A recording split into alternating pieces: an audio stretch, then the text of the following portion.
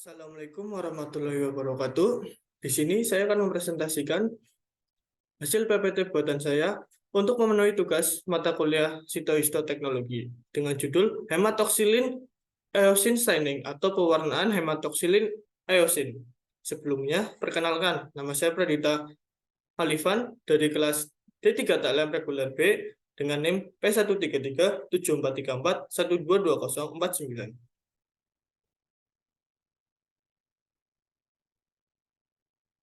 PPT kali ini saya mengambil sumber dari jurnal dengan judul Automated Image Analysis Method to Detect and Quantify Fat Cell Infiltration in Hematoxylin and Eosin Stain Human Pancreas Histology Image yang ditulis oleh Rosen Ratnakarnaik, Ani Rajan, dan Nehal Kalita.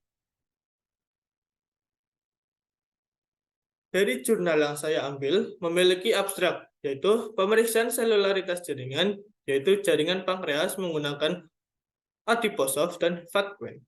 Hematoksilin dan eosin atau H dan E adalah salah satu teknik pewarnaan histologis umum yang memberikan informasi tentang jaringan arsitektur sito.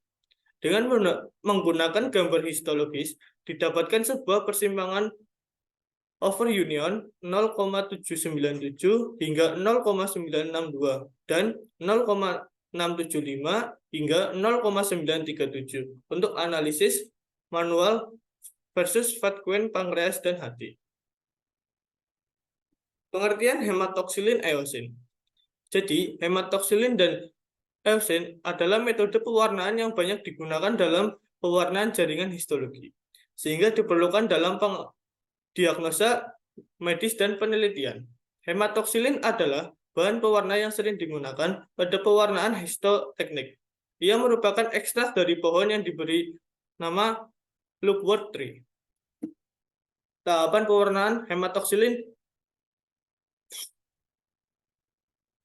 Tahapan pewarnaan hematoksilin eosin. Pada tahap pertama, preparat dikeringkan di atas hot plate. Pada tahap kedua, preparat dicelupkan di silol 1, 2, dan 3 yang masing-masing selama 5 menit. Pada tahap ini sering juga disebut tahap deparafinase atau menghilangkan sisa-sisa parafin. Pada tahap ketiga, preparat dicelupkan di dalam alkohol bertingkat mulai dari 96% ke 90% ke 80% dan terakhir 70% selama 2 menit. Pada tahap keempat, preparat direndam di dalam air selama 5 menit. Lalu pada tahap kelima, preparat dicelupkan di hematoksilin selama 5 menit. Pada tahap keenam, preparat direndam di dalam air selama 5 menit. Pada tahap ketujuh, preparat dicelupkan ke dalam eosin selama 5 menit. Pada tahap ke-8, preparat dicelupkan ke dalam aquades sebanyak 3 celup. Pada tahap ke-9, preparat dicelupkan ke dalam alkohol bertingkat mulai dari 70% ke 80% ke 90% dan terakhir 96% sebanyak 3 celup pada masing-masing alkoholnya. Proses ini sering disebut juga proses dehidrasi atau yang sering disebut juga menghilangkan sisa-sisa cairan pada sampel. Lalu pada tahap terakhir, yaitu pada tahap 10, preparat dicelupkan di silol 1 dan 2 yang masing-masing selama 5 menit.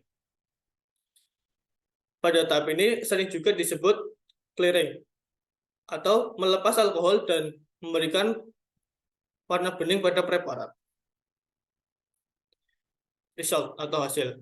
Dari jurnal yang saya ambil memiliki hasil nilai parameter adiposaf dan fatwen tidak persis sama karena defaultnya adalah ambang batas atau tepi nilai deteksi. Oleh karena itu, untuk analisis, nilai telah sesuai keluaran optimal. Adiposaf hanya menunjukkan keluaran yang layak ketika adiposit menutupi secara maksimal area gambar sampel. Dalam sampel yang heterogen, gambar alat ini dapat menandai banyak area tanpa lemak sebagai lemak yang valid. Selain itu, ia bahkan gagal mengidentifikasi keberadaan lemak di dalam tubuh gambar. Oleh karena itu, fatwen berkinerja lebih baik di skenario yang ditampilkan. Berikut adalah hasil dari gambar-gambar pada jurnal yang saya ambil. Istilah-istilah yang ada di dalam pewarnaan hematoksilin eosin. Yang pertama, diferensiasi, yaitu proses penggunaan larutan asam untuk menghilangkan pewarnaan yang berlebih atau dekolorisasi.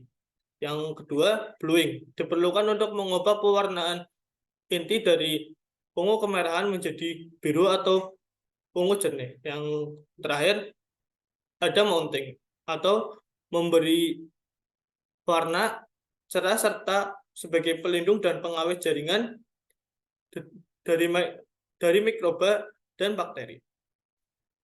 Berikut daftar pustaka yang saya ambil. Sekian dari saya.